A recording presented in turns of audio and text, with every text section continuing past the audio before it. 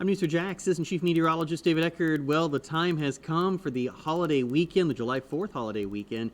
And of course, a lot of attention turns to that very narrow time period on the 4th of July when we talk about fireworks displays. And are the displays going to be impacted by rain and thunderstorms? One of the biggest questions we get this time of year in the weather office.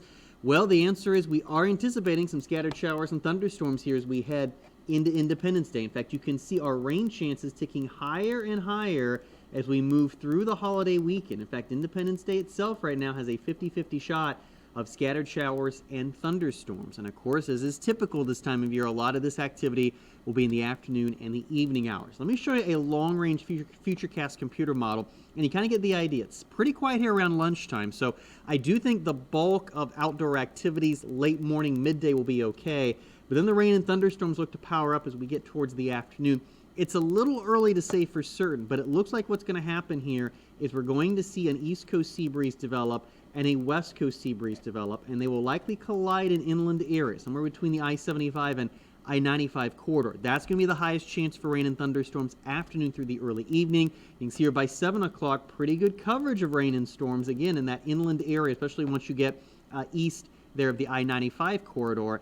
This activity will begin to wane, it looks like, as the evening progresses, but as we get towards fireworks time, 9, 10 o'clock, there's still going to be some activity around, and because we're going to have a southwesterly flow developing, what's going to happen is anything that does develop in inland areas will try to drift its way towards Jacksonville and the beach community. So consider this kind of an early look at our fireworks forecast. So we think right now, if you live west of 75, so this would include cities like Lake City, maybe not Gainesville proper, but stay out towards western Alachua County, and especially if you're heading to visit friends and family out towards the Big Bend area or Valdosta, lowest storm chance, the likelihood is you will get your fireworks in no problem.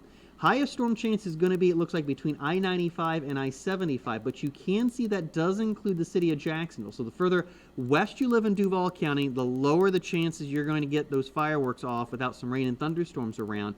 And the question mark is going to be, how far does this activity drift? So if you have plans to head towards, say, the beaches, maybe heading towards Jacksonville Beach, St. Augustine for fireworks shows, right there we just have an outlook of storms possible. And same deal across most of southeast Georgia as well. I think the moisture is going to be a little bit, or it's going to be a little bit drier up here, especially once you get north of Waycross.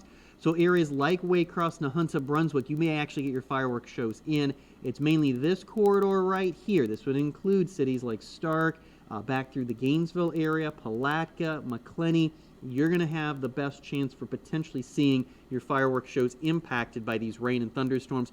Of course, the biggest ones in downtown Jacksonville. At this point, I would recommend having the rain gear and the umbrella. I'm cautiously optimistic a lot of this activity will try to fade away before it gets all the way into downtown, but it may end up being a close call, as is typical for Independence Day in southeast Georgia and northeast Florida. I'm Assistant Chief Meteorologist David Heckard for Channel 4, the local station.